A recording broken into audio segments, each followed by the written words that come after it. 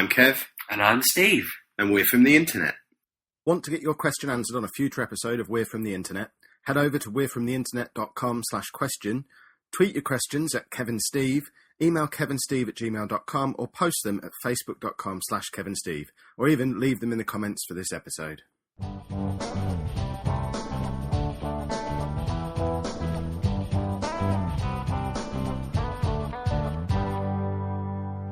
How big a house do you need if you want to have a pet panda?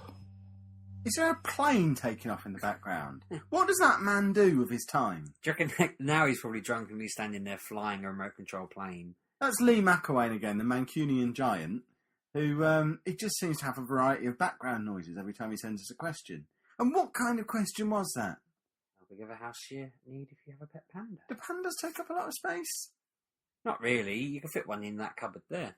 Should you fit one in that cupboard there? There's much bamboo's in there, really. Talk to me about bamboo, because I don't really understand it.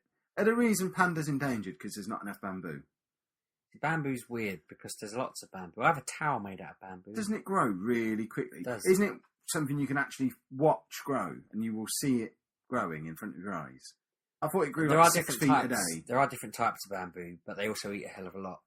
And I think, we... So they're just eating sticks, basically. But the reason they're endangered is because they don't like getting it on. They must do. They wouldn't have made it this far. No, they kind of get it on once every few years, and that's why the zoos always celebrate when they have like 3 or 4 baby pandas, because they get 2 of them together and they just go, I'm not going near her. So if we were to breed pandas, Yep, would we get on the news? we'd be millionaires, I imagine. Really? Yeah. Who's going to pay millions for a baby panda? Zoos. Assume we sell the panda afterwards. Zoos, I imagine. Are there any still in the wild? No, we can go hunt them down. While we're hunting for your car, once we've done that, we'll drive the car to get the panda. Is there anyone in the world who has a panda as a pet? There must be. Everyone's got something. Everyone out there must have something. Everyone's got at least one weird pet. You have your dog. Not everyone has axolotls, Mr. Weirdo. Some of us just have normal pets. I was thinking the other day, and actually I started talking, and then I suddenly thought, no, don't put your idea out there on the internet. And does this copyright it? Yeah, of course it does. Right. I was sat there thinking that I might, because I was making a joke on Twitter, as I am wont to do, about how these axolotl are basically Pokemon, and I was advertising them on the fact that they know 4 moves. I just poked myself in the eye, but carry on. So I was saying that they have 4 moves that are from Pokemon, and they're like Pokemon basically. And I thought, why don't I create an app you can hold up to any animal, and it'll tell you what that animal is, and 4 random moves that it can do. So, because that's exactly what the Pokedex in Pokemon does. So with a dog, it can just be like, it knows growl, it knows scratch, it knows bite, and it knows tail whip or something like that. And you can then battle them.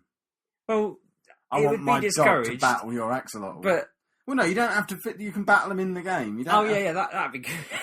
I don't mean lock them in a cage and starve them until one of them dies. No, yeah, battling them in game. That was what I had in mind, because I just sort of thought every single animal in the world has at least 4 moves it can do, and maybe more. You know what I mean? Like, has this kind of picture reading technology moved on from the days when Google first brought out image searching? And it was when we were at uni. Tin Eye.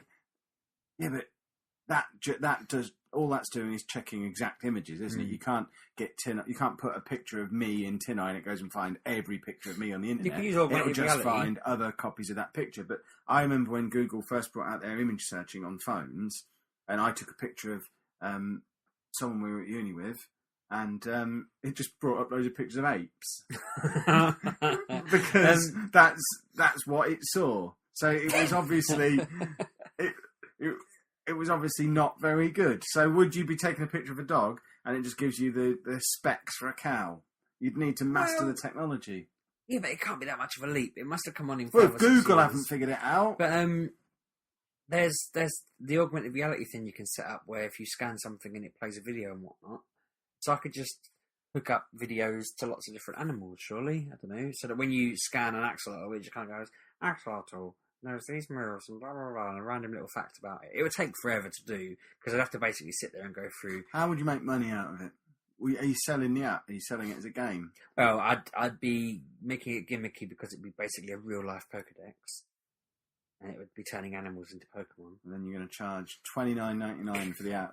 And then if you can, I don't know, fight your virtual animals on that. I don't know, but charge people for battles. Only let them have one battle a day. But if they want an extra battle, they have to spend 99p per battle. I don't really care about the money side of it. I just want to live in a world. Okay, you design it and develop it, then give it to me, and I'll monetize it and keep the cash for myself. I just want a justifiable reason to start catching things in nets until I develop the ball. Why would you need to catch them in nets? You can do it with your phone. Got to catch them all. I want to basically make this world Pokemon. What, so you want to go hunting these animals and keep them in a tiny ball in your pocket?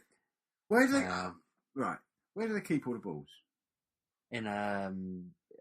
Talk to me about how Pokemon in real life works. Because when you're out wandering through the woods and you get attacked by a wild animal, and then you throw your wild animal at it and it bursts out of the ball, and then it beats up the other wild animal, and then you throw another ball that magically shrinks the other Pokemon, and you now have a golf ball, like a tennis ball sized ball, and you sling it in your bag, and then you repeat that process 2 steps later, and you've got like 25 of these in your bag.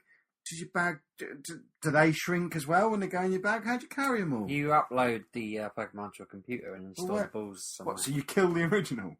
No, Is this going back to our living forever in a machine thing? Right, I've taken your DNA, Mr. Pokemon, and now you're going to die. I don't know whether you copy them or what, to be fair. This is my worry about being stored on a computer, that the real you dies and it's just a copy. So then, if they're just stored on a computer, how do you get them back off again and make them real again so that you can battle with them? The computer loads them back into a ball. What, and that's the same one, or is it a copy of the original? It's the same one. So it disintegrates and becomes data, and then somehow magically gets... This doesn't stack up. It doesn't seem feasible. Has anyone ever pointed this out about Pokemon before? This game is ridiculous. I don't think so. I think it all stacked up until that moment where you just unraveled the thread a little bit. It's sheer nonsense. Well, it's the only implausible part about it. No, it's not. It's utter drivel of the whole time. Why do people like this game? It has no basis Only in reality. because I'm waiting for the moment I can catch a dog and then kill it and keep a picture of it in your computer and then magically bring back a hologram of it and pretend to battle other holograms. But really, what's actually happened is you've murdered the original dog and just made it a character in your augmented reality video game. That's what Pokemon is. I don't really want to... They're not really coming back to life. They're just holograms battling each other after you've killed the original. And the woods is just full of animal corpses. I just think this app is my ticket to becoming the next David Attenborough. He's pushing on a bit. You just want to kill dogs. No, I want to catch them. Want to get every episode of We're From The Internet at least a day earlier than the iTunes and Stitcher folk? Head over to we'refromtheinternet.com/pledge to support us on Patreon, and as well as early access, we'll throw in an exclusive weekly show just for our patrons too.